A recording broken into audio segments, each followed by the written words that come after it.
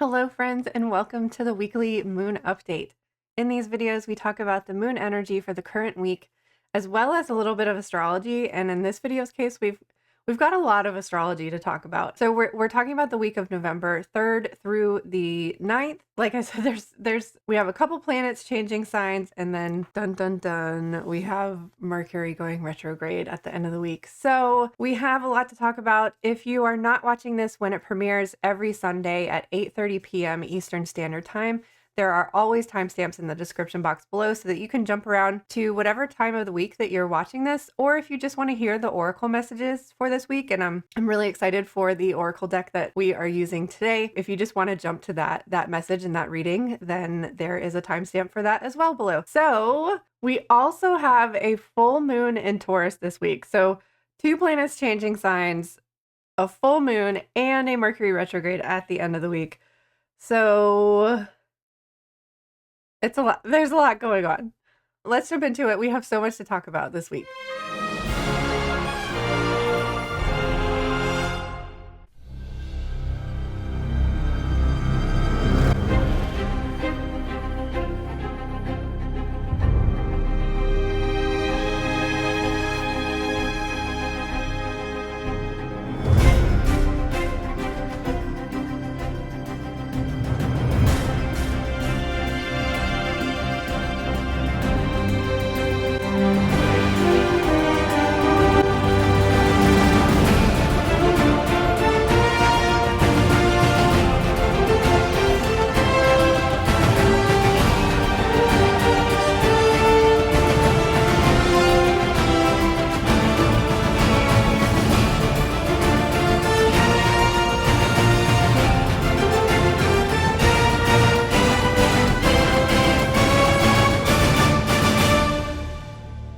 Okay. So the energy of this week is a lot. You'll probably see all the bloopers at the end of this video of me just like grasping at all of the different things to try to focus on this video. I can't find my necklace that I use for focus. So yeah, I don't know. I'm having trouble focusing, but there's a lot of energy happening this week. Okay, so we're having a full moon. We have a Taurus full moon on Wednesday the 5th. So that means the beginning of the week is a waxing gibbous moon, and then the end of the week is a waning gibbous moon. You can see the difference in the shade. The shadow is on the left side here because when the right is light, the moon is increasing with energy and light. So a waxing gibbous is increasing until it's 100% full.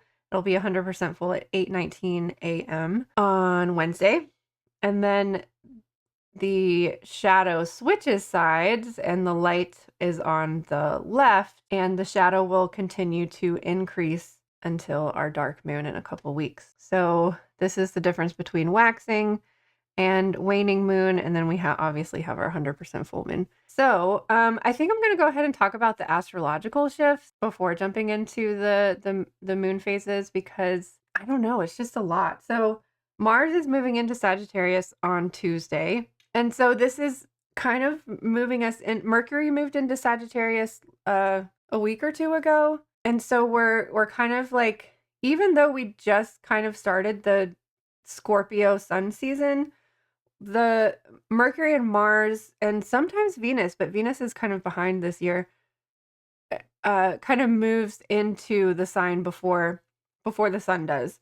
So we're kind of getting the first little taste of Sagittarius season, even though the sun won't move into Sagittarius until November 21st, I think.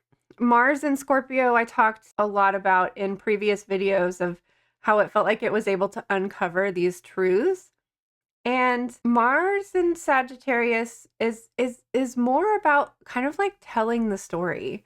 Like Mars in Scorpio is kind of uncovering those secrets, and Mars in Sagittarius is like telling the tale. Mars is it's the planet of action. Sagittarius is a fire sign. So there's a lot of movement and a lot of energy to Mars and Sagittarius, combined with a full moon. there's just like, I don't know. It's exciting energy though. It's not like anxious. It's not like anxious or like fear-based. I don't know. There's excitement. Like Sagittarius is looking forward to the next year. Like we're almost in Sagittarius season, like I said. So which is the end of November, beginning of December. So you're starting to kind of like get excited for the next year and like you're closing out this year, reflecting on it. So Sagittarius energy is all about kind of like telling the story of where you've been but also like getting excited for the next adventure, for the next story, for the next epic quest. So Mars in Sagittarius has this hero's journey, epic quest kind of energy to it. So it's kind of fun to have Mars move into Sagittarius right before a full moon. But because the full moon's in Taurus, I'm wondering if it's going to kind of like damper down the excitement a little bit. Not that Taurus can't get excited about things. Like Taurus does get excited about things, especially like really cozy, comfortable, nice, high quality things. Like there is a exciting element to Taurus energy and a luxurious element to it as well. But it's also very subdued and grounded and centered and earthy and stable. My keyword for Taurus is stable. So this full moon is illuminating something in your life that needs stabilizing. And I've been so fascinated with the shift of the wheel of the year because we had two Virgo new moons the last couple of months. So it shifted the pairings of the new and full moons, and it will stay shifted. Like the wheel is just like one little notch turned to the right, and it changes the dynamics of these moon cycles. And we're going to be in that energy until the middle of 2027, and we're going to have two Scorpio full moons back to back to kind of change that cycle back to how it normally is. And so the pairing of Libra, also a Venus ruled planet, with the Taurus, also ruled by Venus, is a really interesting dynamic. So the two Virgo new moons helped us really focus on something in particular in our lives that may or may not have been sustaining us. Like Virgo helps us organize, prioritize, list things that need to get done, that need paying attention to, that need focus, that need fixing, that need help, because Virgo is the helping sign. Libra moves from that Virgo energy that's very isolated and focused, and at the very least is examining two things instead of the isolated one thing. And in my opinion, it's not just two things that Libra helps us see. Like I feel like Libra just helps us see the entirety of things. It helps us understand both sides of situations, but I just think it helps us get a broader perspective of a situation or your life, or in the example of setting new moon intentions of like it just helps you get a different perspective of your life, figure out what it is that you need to focus on for this moon cycle or whatever. And I really like, I feel like this pairing of Libra and Taurus, Libra helped us identify or at least gain a big picture of like what needs to happen to create harmony and balance in our life. But we really kind of can't have harmony or balance without a solid foundation. And Taurus helps to solidify that and to stabilize that. So I think that this full moon is going to be hopefully shining a spotlight on or illuminating something in your life that, if it's not stable, can help you stabilize, or to help you find some sort of foundation and grounding.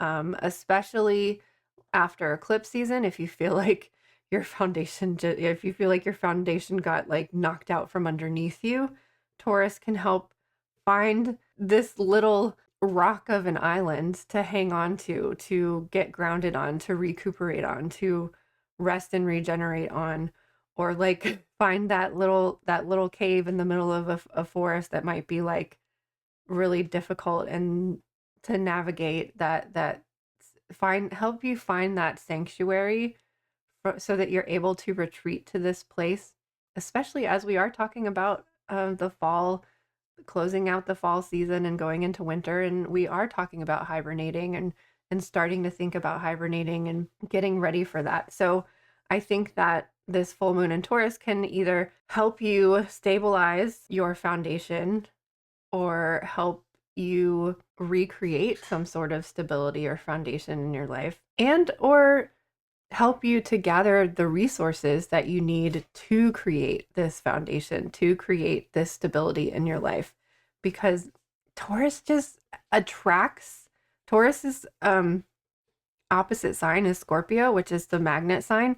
Taurus also attracts things to it. Taurus people just attract comfy situations, cozy places. They just have this ability to find the resources when they need them, whether that's actual physical resources, financial resources. They're just able to attract those things. So hopefully this full moon is going to illuminate something in those regards for you. So then it's like Tuesday, Wednesday, Thursday is like this, all of these things are happening. And then on Thursday, Venus is moving into Scorpio, which is like a little bit behind, like I said, with the other planets. Mercury's already moved into Sagittarius. Mars moved into Sagittarius on Tuesday. And then we will be entering the Sagittarius sun season in a couple of weeks. So Venus is one of the last signs to move into Scorpio while we're still in Scorpio season. So Venus in Scorpio, I was just talking about how magnetic Scorpio is, and how there is this like attraction to it, attraction to the unknown, the dark, the spooky. We are in Scorpio season. This is Halloween vibes. And Venus in that sign, the planet of love in that sign, has this very sexual energy to it, of again that magnetism and that attraction.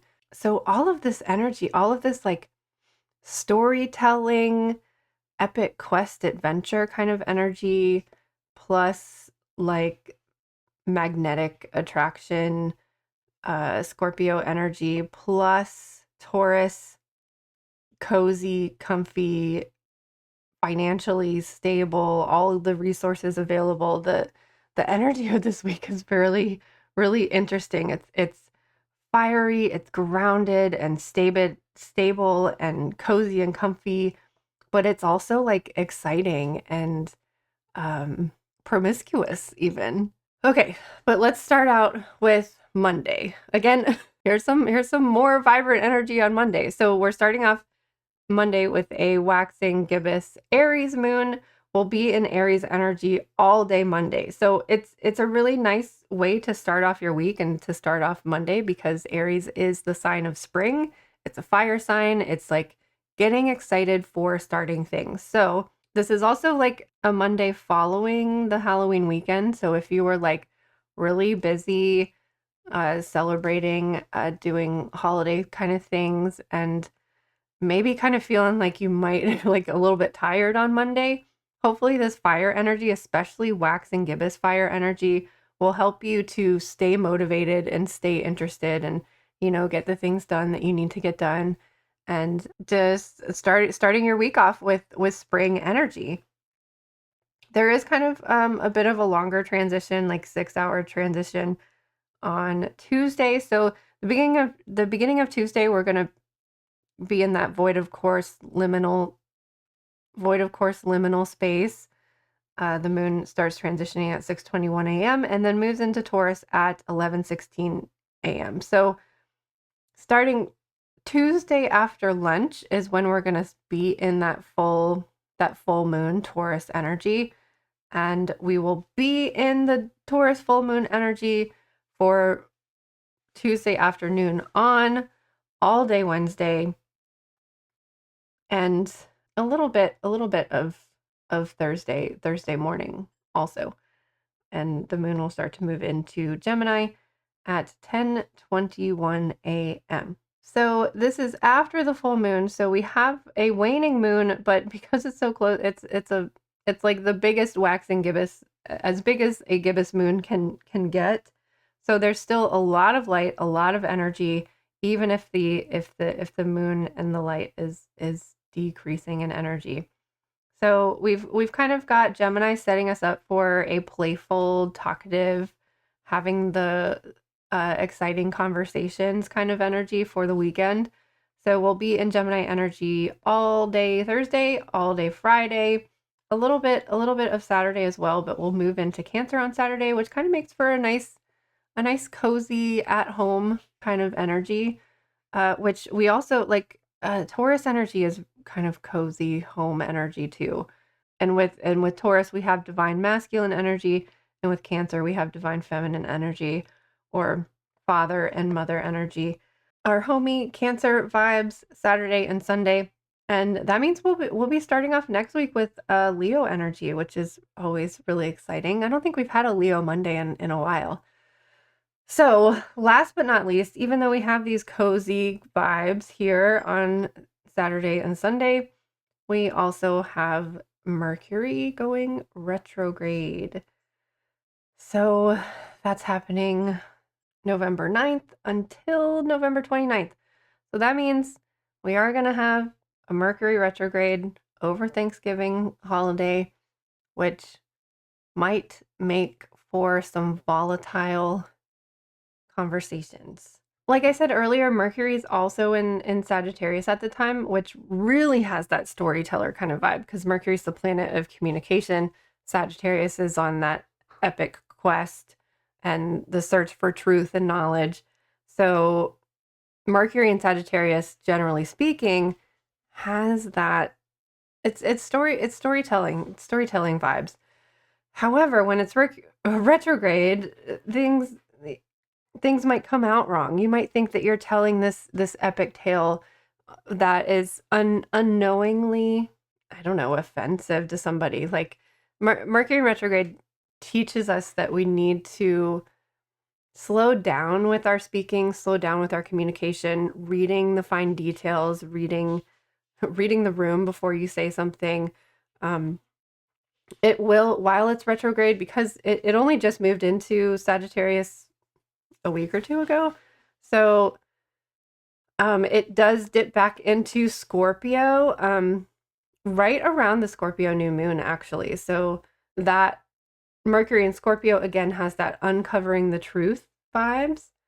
So I don't know. I don't know that we've had a Sagittarius Scorpio Mercury retrograde in a while. So I think it's going to be a lot different than like what we have had before or recently. Because I think the last few years we've been having our last Mercury retrograde in December, so it's more Capricorn Aquarius energy. But I could be wrong. I have the worst memory, so I can't really remember. But I don't know. I'm kind of interested in the Sagittarius Scorpio dynamic for this Mercury retrograde. So we'll see how it goes. You know what? It's interesting. I was doing a craft night on Medium Jenny Lee's stream the other day, and we were talking about movies and how they're like they're only remaking things to like stay safe because they know what stories we already know and love. And I don't know, the Mercury retrograde in Sagittarius maybe has this energy of maybe we'll get some new stories, some new epic tales, some new movies, and that are they're not based on something else, or they're not remaking something else. Maybe we'll get a little bit of new things coming out, or new ideas coming out with this Mercury and Sagittarius retrograde. We'll see. So, I mean, so honestly, I had it was a struggle. The struggle was real to film this video because I feel so the energy just I feel like the energy is pulling me in so many different directions. Like I feel like this is like not a star, but like, oh, almost like a sparkler, like a sparkler. That's what it feels like. The energy of this week feels like a sparkler. Like just all these different energies like pulling you in different directions, but in like a starburst kind of way, but like exciting and but I don't know. I think it does have the potential to like burn out really quickly, but there is a lot of excitement in the air. We've got the Mars in Sagittarius, that's exciting. We've got Venus in Scorpio, which is sexy and magnetic. And then we've got a full moon in Taurus, which is cozy and stable. And I don't know, I like it. I'm really excited to jump into our oracle cards, so let's check it out. All right. So we are using, I don't think I've ever used this deck on a weekly moon update before. We're using Odin and the Nine Realms Oracle by Sonia Grace. And if this name sounds familiar, this lady used to be on Ancient Aliens. They used to interview her on that show, Ancient Aliens, because she can I don't know if it's astral travel or astral project, but she's able to like psychically read historical places. I'm not sure what the term for that is, to be able to like psychically connect to the land. So she's also the artist of this deck, so it's really interesting. And we have Jotunheimer, which I learned that J's are pronounced as a Y in ancient Norse language, I guess. Jotunheimer is the land of giants, home to the Jotnar. Another name for this realm is Utgard, meaning beyond the fence. It is also the capital. It is also the capital of Jotunheimer. This realm is a wild, chaotic place where giants inhabit the wilderness. Borders of deep, dark forests, mountain peaks, and grim landscapes surround this inhospitable land. That's so interesting because when I was thinking about the Taurus energy and that clinging to that little rock or island, and then also like the vision I was getting was switching to like a cave in the deep dark wilderness. So this is kind of describing exactly, and I didn't read this beforehand. This is kind of exactly describing this inhospitable land that they're speaking of in this card. So there is always winter and unending cold. Oh gosh. The great river of Ifingr separates Asgard from Jotunheimer, and a wall named Gastropnir protects the inner dwellings of Jotunheimer. Yggdrasil, the tree of life, has 3 roots. Under the second root lies Myrmir's well, which is the realm of Jotunheimer. This well is a holy place and the source of wisdom that helped the gods retain their ancestral traditions. It is cared for by the Mimir, a wise counselor to the gods. Odin wanted this knowledge and gave one of his eyes for a drink from the well. The giants of Jotunheimer menaced humans and the gods. Their relationships were fraught with conflict. Many stories and their depictions of Jotunheimer giants allude to their troubled relationships with humans, the gods, lovers, children, and their interference in marriages and wars. If you have drawn Jotunheimer, you are going to become involved with something unusual. A journey, a calling, or a person may come into your life that takes you to the outer edges of reality. Your consciousness is going to shift, and the boundaries you once understood are no longer applicable. You need to walk on the wild side, and you must trust you will obtain the knowledge you require without the need to sacrifice. Wow. This is a really interesting card for this week because, I mean, just the energy of this week in general feels crazy, but also like exciting and like this epic quest and adventure. And that's exactly like what this card is speaking to.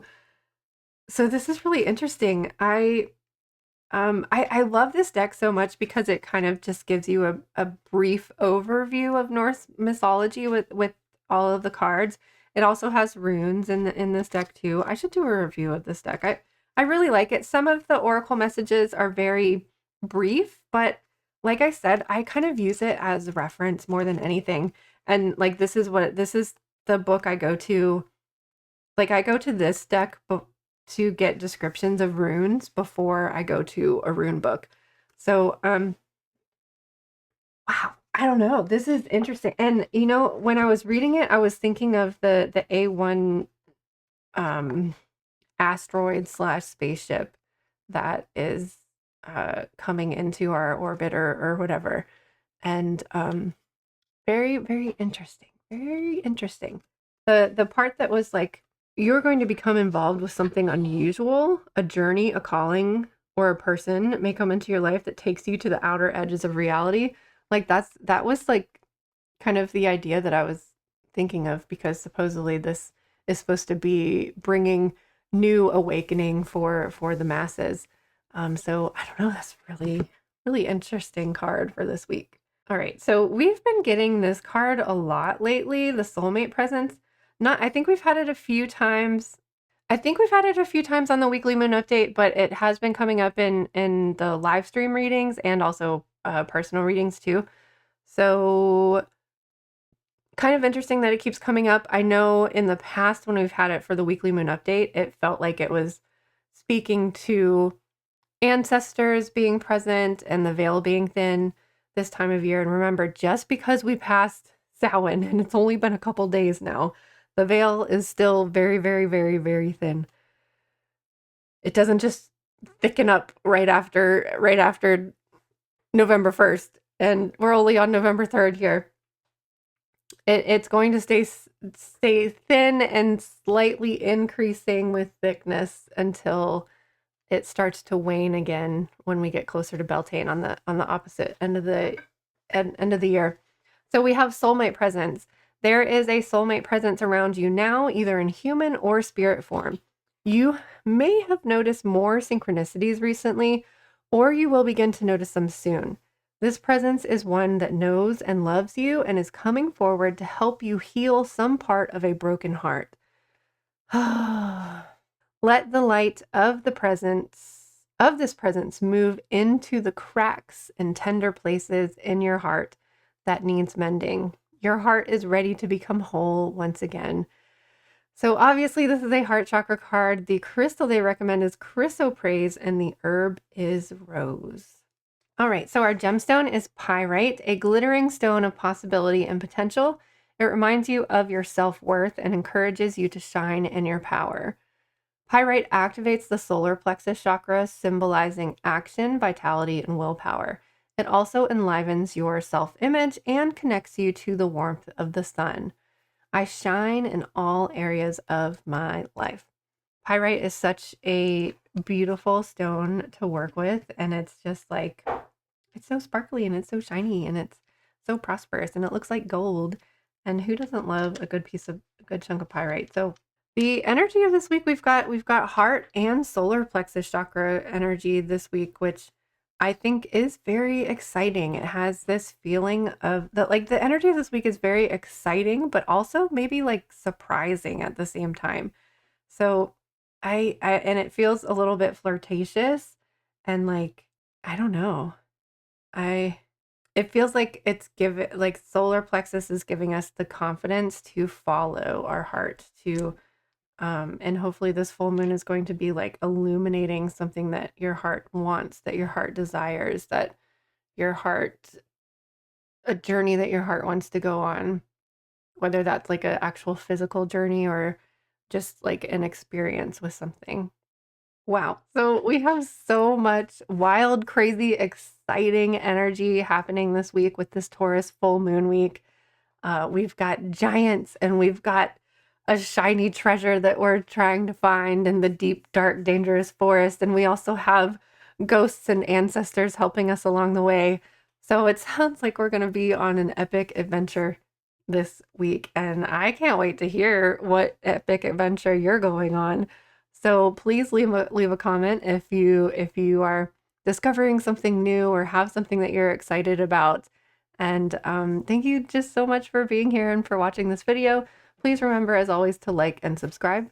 Thank you again, and I cannot wait to see you on the other side of the looking glass again sometime soon.